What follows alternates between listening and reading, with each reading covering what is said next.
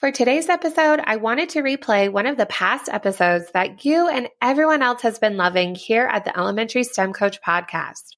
Whether you have listened to it yet or not, this episode is a great refresher and you can always learn something new. I always do when I listen back to my episodes. Thank you so much for tuning in each and every week. I appreciate you and you being a part of my online STEM community. Enjoy this episode. My first year teaching STEM, I was the most nervous about behavior management. As a former classroom teacher of about 25-ish kids, I was now going to be teaching 6 different classes a day, which averaged to about 150 kids. That is a huge change. Through my years in elementary STEM, I have found what works best with behavior management. Yes, you are a specials teacher, but this is still extremely important, especially when you see that many kids in one day. In today's episode, I will be sharing with you my top STEM teacher behavior management strategies. Welcome to the Elementary STEM Coach podcast, a show that'll help you with lesson ideas, systems, and actionable tips to apply to your classroom. I am your host, Naomi Meredith, a former classroom teacher turned current STEM teacher and coach. With over a decade of experience teaching and a master's degree in STEM leadership, I am here to coach you throughout the year to help you gain back more time to create innovative experiences for your students. Grab your earbuds and let's get started. Before stepping into the STEM space, I was a classroom teacher for 6 years, and behavior management was a huge asset of mine and something that was really important to me. I knew that if I had a strong climate and culture in my classroom, strong systems and routines, and behavior management strategies, I knew that the kids and I could do anything all year long. It really had to come down to setting up those structures at the beginning of the year and being consistent all the way through. That is the same for your role as a STEM teacher. Just because you are in the special space doesn't mean that you can put behavior management to the side. In fact, you know, if you are also coming from the classroom, how important this is. You don't want to be sitting in your classroom as a classroom teacher and get a phone call from specials that someone in your class isn't doing what they're supposed to do. And as a specials teacher, you really shouldn't be doing that. You should be communicating with classroom teachers, but it's your role to have control of the classroom while still creating a meaningful and engaging experience for your students. So here are my big 3 top tips for getting started in your classroom. You definitely are going to find what works best with your management style and the kids that you teach. But if you are consistent and have these routines, you're definitely going to have a more successful time with all of the future lessons that you teach. You probably already know what I'm going to say for this first one, but first of all, you need to build those relationships with kids. It doesn't matter where you teach, relationships are the biggest thing that you need to focus on. This is something that is reiterated all the time in the book, The Innovator's Mindset by George C. I don't know how to say his last name, so I'm not going to try. So sorry, George, if you're listening. But this is an excellent book. I highly recommend you reading that or listening to the audio version like I did. And he really emphasizes about building those relationships. And I completely agree. That's probably the big reason why you got into teaching anyway, when it comes down to it. Really build those relationships with kids. Now, it is a bit different since you're not a homeroom teacher per se, but there's a lot of creative ways that you can do this. Now, it is pretty cool when you are a specials teacher and you do see the kids year after year because you see that growth in kids.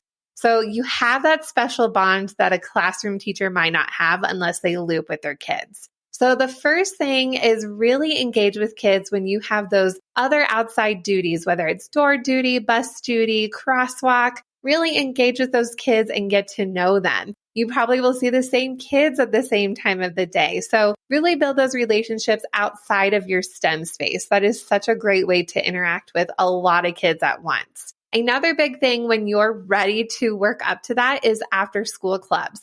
I've always been obsessed about after school clubs also as a classroom teacher because this, again, was another great way to build relationships with kids and work on passions that they enjoy and passions that I like as well. So we had a common interest.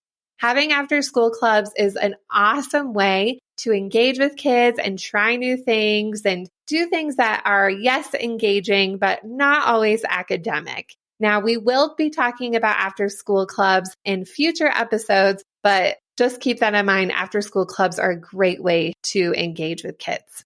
Another fun way that I like to build relationships with my students in my classroom is STEM style. In episode 4 in STEM Survival Camp, I mentioned STEM style. And this is just a quick little thing I do when kids have a shirt that represents either science, technology, engineering, or math. I'll take a quick picture and put it on my digital picture frame, and it feeds through all the pictures that I have ever taken. So it's really fun when kids can see their past selves from a few years ago, or they see their friends in another class and they actually have to guess how their shirt connects with science, technology, engineering, and math. And it's so cute too, because when the kids have STEM, they start wearing these shirts as well. And I have some of these shirts too. So it's just a really great talking point and also getting them to think about STEM in a different way. Also, reaching out to parents can look a lot different in the specials role, but it still is important. One way that my teammates and I, the other specials teachers and I, reach out to parents is we do have a collaborative team newsletter. We just do a simple Google Slides and we share the link in our school newsletter and also in a different platform. But we have a Google Slides, and then each slide is a different month of the year. And we explain what we did throughout the month and have our contact information. This is a great way for us to work together as a team and be reflective on our work. And also so parents know we actually do some things in STEM that it is, yes, it's fun, but we do have really hard and exciting things that we're working on. Another way that I like to communicate with parents and also the students in my class is Seesaw. I could do a whole episode about Seesaw. I am literally obsessed. And also, if you haven't checked it out, go check out Seesaw Connect 2022, where I am talking about STEM Survival Camp and the engineering design process completely free, or you can watch it forever in my monthly membership. But I love using Seesaw because students are able to take pictures, videos, record audio of their work. They can comment on one another's work. I can comment, but also parents who are connected to their child's account can also see these amazing things that take place in our classroom and communicate as well. I've had a lot of parents chat with me on there and write comments and how excited their kid was to talk about their work. And now seeing a picture of it, they totally understand what the kid is trying to explain. Like I said, STEM has some really cool materials, and sometimes it's kind of hard for kids to explain what they did in STEM. So having those visuals is really awesome. I do use Seesaw K through 5. It is free for teachers, and then your school could buy Seesaw for schools. But I highly recommend this tool because it is so interactive. You can accomplish a whole lot within this platform and really have that two-way communication and, again, build those relationships. Back to school is slowly creeping up, but I will say this. It doesn't have to be that hard this year. You don't have to stress and worry and spend far too much of your personal time handling your in-class and, more accurately, your after-class work. You can find a better way, and I can help. My friend Emily Eggers has put together an event designed to show you how to lessen your workload so you can focus on what you're really there to do, teach those kids. It's all about leveraging technology to make your planning, executing, and communicating throughout the school year easier. I'm honored to be a featured expert sharing all about the essential Google tools to improve your STEM instruction. In turn, I'd like to formally invite you as my guest to attend the event Design Your Digital Classroom, Google Style, at no charge. Here's a quick overview of this online summit from August 18th through 12th, 2022, with 20 plus experts covering Google Docs, Sheets, Slides, Drive, Forms, and more. And it won't cost you a cent. Will I see you there? Join us for free using this link, naomimeredith.com/digitalclassroom2022.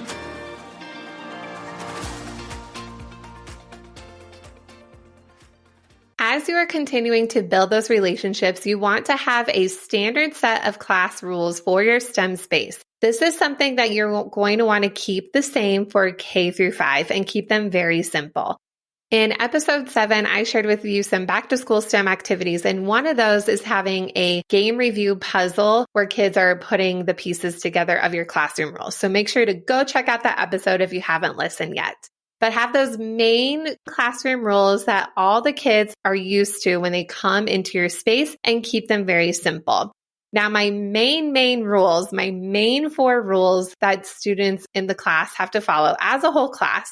At my school, we do something called Tiger Paws, where classes can earn a paw for great behavior, and they earn those from teachers, including specials teachers. So I have my 4 main rules as things that as a whole class, they do have to accomplish to earn their Tiger Paw. So you can check all of these out on the show notes for this episode. But the 4 main things that I make sure that all the class has accomplished is, did we finish today's work? Did we work together and try our best? Did we stay on task? And were we respectful of everyone's work? We go over these at the end of each day. And if it's a yes for all of those, then they get their class Tiger Paw. If it's a no, we will explain why. So kids will explain, or I will explain why it's a no and what we can do better next time. And tomorrow is a new day. If you want to, you can keep track of these Tiger Paws or class incentives, and maybe they can earn a certain amount to do a class party. I've considered this idea. I honestly don't have enough time with the amount of time I have with kids. This is something that's interesting to you. Definitely try it. I know other teachers have done this and it's been really successful in their rooms. Now, when you are teaching all the kids in the whole school, you're definitely going to have to modify some things for specific classes. You know this as a former classroom teacher. If you were one like me, some classes really vibe together and some don't. So you might need to have specific rules for specific classes. You might even need to adjust things that go along with the classroom teacher's management style. Some classroom teachers are really strict and don't allow collaboration in their classroom. Some are really open-ended, and that's a regular practice. So definitely adjust to what the kids might be used to. Of course, definitely communicate with those classroom teachers. If you can, chat with them really quick before and at the end of class and see if there are any specific needs that you need to focus on for the day, any academic goals that you can help support with. Some classes might even have a class incentive that they're trying to work on. When I was a classroom teacher, I sent my kids with a grading sheet. So however they did in specials, the specials teacher could write that down on our sheet. And if they got an excellent, we got a class marble. And then this is where they could write down students who did an excellent job and students I needed to help support. So this was really helpful with the communication. If classroom teachers don't have this, you could definitely start this in your classroom to help bridge that communication gap. Also, if things aren't working, definitely ask that classroom teacher what you can do to help support the class. They might have a certain call to action that you can use with the kids, and that can be really helpful as well. And finally, for your last behavior management tip is that you want to have specific rules for specific materials. You have your whole class rules that we talked about. Those don't ever change. That is the same no matter what you're teaching. But then you have specific materials that you're going to be using throughout the year, and this is what you definitely want to change up. This can also mean specific areas in your classroom and what grade levels can use them. And this can also mean specific materials and which grade levels can use them as well. One example of different rules for materials in my classroom is the tables and chairs that students can sit at and how they actually know where they're going to be sitting. For all classes, when they come into my room, they do come to that shared meeting area that we talked about in episode 1. After that little mini lesson, and if I do want them sitting at the tables, I have a different set of rules for my K1 students and for my 2nd through 5th grade students. For K1, I have 6 different colored cubes that match the colors I have on my 6 different tables. And there is about the same amount of cubes of each color. So there's 4 yellows, 4 orange, 4 green, and so on. When I'm ready for the kids to go to their tables, I'll randomly to them, in my head, I know exactly who I'm giving the cubes to. I give them a cube and they have to go find the matching color on their table. Now, if you're wondering how I put the colors on the table, it really isn't anything fancy. It is a page protector with a sheet of construction paper on the inside. On the flip side of that paper, I have sticky notes. I have about 4 sticky notes with numbers written on them, and they're mixed up. Now, the numbers are 1 through 27. I think I had 1 through 32 last year. Our 3rd grade classes had 32 kids in each class. But I have 1 through 32 written on sticky notes, 1 number per sticky note. And those are mixed up on the tables within that page protector. For my 2nd and 5th grade students, when I'm ready for them to go to their tables, they go find their classroom number and sit at that spot. And then I can move kids based on who needs to be moved or whatever assistance they might need. This has worked really well in my classroom. There's less fighting. They know where to sit. Of course, for different projects, they might work on the floor or do other things, but sometimes I might need them at a specific spot for a specific reason. I also have specific rules for specific materials in my classroom. For example, when we're using robots, we will go over the rules and procedures for how to use that certain type of robot and how to handle it properly. Yes, again, we have those classroom rules, but we want to take care when we're using those specific materials. So when I'm using Dash, we will go over how to hold Dash the robot, how to turn it on, how to connect to the app, how to work within our roles. All of those things are super important when we're working with that specific material. For my hot glue guns, I will only use hot glue guns 2nd through 5th grade, depending on how they're doing with projects. And again, we will go over those specific rules when we're using that tool in our classroom. So as a recap, here are the 3 major points when you are building your behavior management strategies in your STEM space. Again, this is so important, and you definitely want to take the time to get this set up properly in your classroom so you can do those awesome projects all year. First, of course, is to build those relationships. Next is to set up those class rules and goals. And third is to have the rules for specific materials.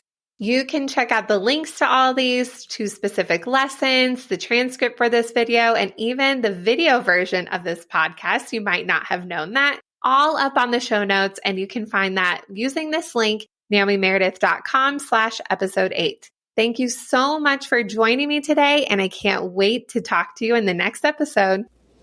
Thank you so much for listening to today's episode of the Elementary STEM Coach Podcast. I would love to connect with you over on Instagram at NaomiMeredith_, or send me an email to elementarystemcoachpodcast@gmail.com.